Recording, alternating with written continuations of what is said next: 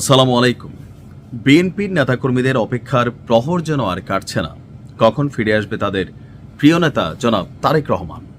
তারেক রহমানের আগমনকে কেন্দ্র করে বাংলাদেশ সরকারের পক্ষ থেকে যতগুলো গোয়েন্দা সংস্থা আছে তাদের পক্ষ থেকে বিএনপির যে নিজস্ব গোয়েন্দা শাখা আছে বা নেতাকর্মীরা আছে, এয়ারপোর্ট থেকে শুরু করে ৩০০ ফিট, তারপর শুরু করে এভার কেয়ার, ওসমান হাদির যেই কবর, মানে সবকিছুকে ঘিরে নিশ্ছিদ্র নিরাপত্তার ব্যবস্থা করা হয়েছে।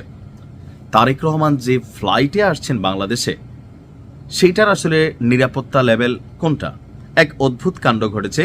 জনাব তারেক রহমান বাংলাদেশ এয়ারলাইন্সের যেই ফ্লাইটে কিছুক্ষণের মধ্যে তিনি চড়ে ঢাকা আসতে যাচ্ছেন, সেই বিমানেও কিছু অদ্ভুত কাণ্ড ঘটেছে।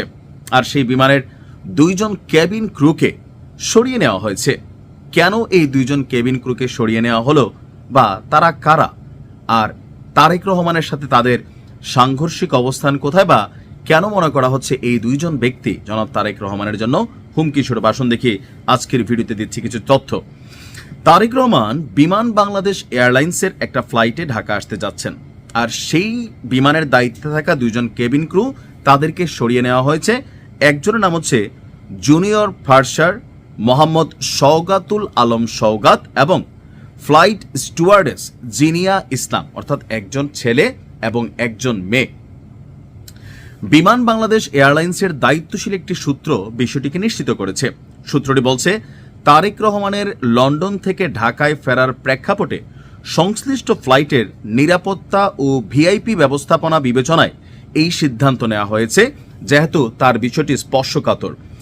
বিমান সূত্রের তথ্য অনুযায়ী গোয়েন্দা প্রতিবেদনে উল্লেখিত রাজনৈতিক সংশ্লিষ্টতার ভিত্তিতেই, অর্থাৎ যেই ২ জন কেবিন ক্রুকে সরিয়ে নেওয়া হয়েছে তাদের রাজনৈতিক সংশ্লিষ্টতার ভিত্তিতেই এই ২ জন কেবিন ক্রুকে ফ্লাইটের দায়িত্ব থেকে প্রত্যাহার করা হয়েছে।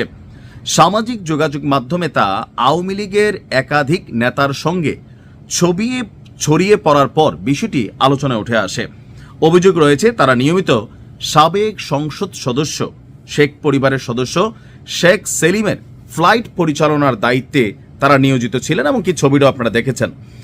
তারেক রহমানকে বহনকারী বিমান বাংলাদেশ এয়ারলাইন্সের BG202 ফ্লাইটটি যুক্তরাজ্যের লন্ডনের হিথ্রো বিমানবন্দর থেকে ঢাকার উদ্দেশ্যে অল্প কিছুক্ষণের মধ্যেই রওনা হবে, বা আমি যখন নিউজটি করছি আপনারা দেখছেন হয়ে গেছে।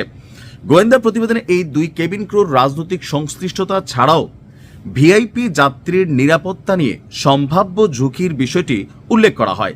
আর এই সকল বিবেচনার দিক থেকে তাদেরকে ফ্লাইটের এই দায়িত্ব থেকে সরিয়ে দেওয়া হয়েছে। পরবর্তীতে ওই ফ্লাইটে জুনিয়র পারসার মোস্তফা এবং ফ্লাইট স্টুয়ার্ডেস আয়াতকে অন্তর্ভুক্ত করা হয়েছে বলে জানিয়েছে বিমানের ফ্লাইট সার্ভিস বিভাগ, অর্থাৎ ওই ২ জনকে সরিয়ে নতুন ২ জনকে দেওয়া হয়েছে। এখন এই ধরনের সিদ্ধান্ত এর আগে কি ঘটেছে? জি, গত ২রা মে বিএনপি চেয়ারপারসন খালেদা জিয়ার একটি ফ্লাইট থেকেও গোয়েন্দা প্রতিবেদনের ভিত্তিতে আল কুবরুন নাহার কসমিক এবং মোহাম্মদ কামরুল ইসলাম রিপন নামক ২ জন কেবিন ক্রুকে দায়িত্ব থেকে সরিয়ে দেওয়া হয়েছিল। সেই সময়ও ভিআইপি যাত্রীর নিরাপত্তা এবং রাজনৈতিক সংশ্লিষ্টতার বিষয়টিকে কারণ হিসেবে উল্লেখ করা হয়েছে। অর্থাৎ এই ২ জন ফ্লাইটে যাদেরকে সরিয়ে দেওয়া হয়েছে, শেখ সেলিমের সাথে তাদের ছবি আছে, আর ওই ছবির কারণে আসলে এই ২ জনকে এই ফ্লাইট থেকে সরিয়ে দেওয়া হয়েছে।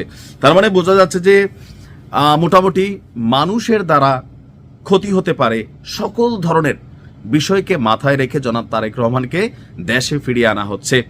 তো আশা করি আমরা আগামীকালকে বাংলাদেশ সময়, আমি যখন কুরিয়াতে আছি, হয়তো সকালবেলা তিনি বাংলাদেশে অবতরণ করবেন, এরপর বাকি খবরাখবর আপডেট পেতে থাকবেন।